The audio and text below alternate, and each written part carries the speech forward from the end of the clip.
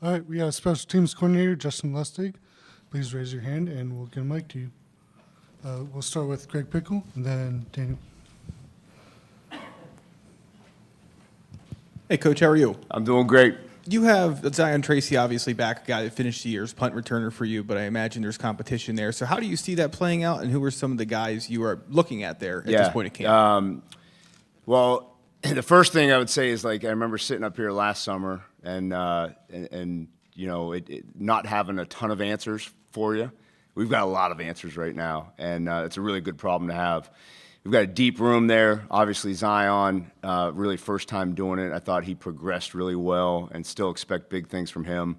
But you got Trevor Pena, who's a senior, a seasoned veteran doing it. Devontae Ross, a veteran who's done it, who's had a touchdown against Iowa when he was at Troy. And then you've got a good crop of young guys. You know, we've got Tyseer Denmark, who's shown a lot of capability back there. Josiah Brown. Kobe Howard's another guy that I'm really excited about. So, like, a really deep position that is going to show a lot of improvement this year. We'll go Daniel and then Max. Justin, on your right. Yep. Out at Big Ten Media Days, James talked about, in year one, not losing games because of special teams, and now in year two, being able to win games or win games by larger margins because of special teams. What does that look like to you? What does that in practice look like? Yeah, so, I mean, I think the first thing I think about is, like, we have the potential right now for major improvement on special teams. We've got to execute it in the fall camp and get better. But there's a number of reasons why I say that. Number one, it's year two for me in the system. It's year two for the players in the system. Just that experience. We've got experienced guys. Really, our personnel is set up in a really good position right now. We really have returning starters at every position. There's no big question marks on special teams, whether it's place kicker, kickoff, punt. And then we've got depth at all those positions as well. So, those two things, year two in the system, they know exactly what they're doing. It's their second time doing all the techniques and all the schemes. Just sets us up for potentially making major improvements. Max. Listen, with Gabe, Riley, Ryan, all three of them back this year, and most of them veterans at that. How do you push them? Where can they still improve in their roles this year? Yeah, I think, I'll give you a punting, for example. One guy that's really stood out early on so far is Gabe Nuosu. So he's challenging Riley right now, and they're pushing each other.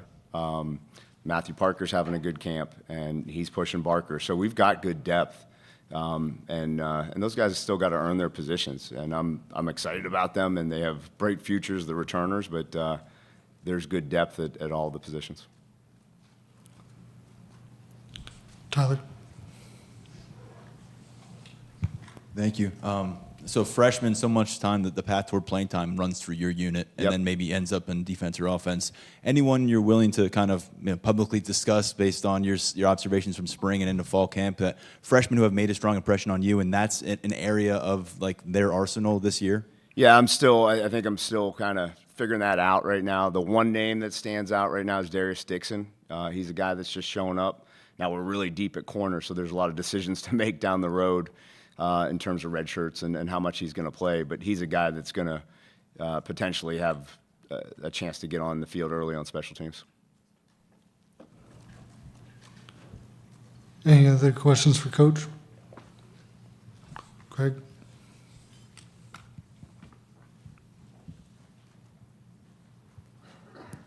Coach, you also hold the Nichols coach position as a part of your title. Obviously, that seems to be a pretty big position in Coach Knowles' defense, and one where you would presume there's a lot of candidates. So how do you see that position group shaking out so far through the first 2 days of camp? Yeah, there's some similarities in terms of what we did last year, and Zion kind of held that spot last year, and he's been running with the ones right now. But, again, another spot where there's some guys that have stepped up, Dinkins, Colin Dinkins, and Kenny Woosley have had good days so far. So just good depth at that position, and excited about those guys. And they're guys that can do everything, right? Like that's what that position is. You got to be physical, be able to tackle in the box, but you also be able to cover one-on-one.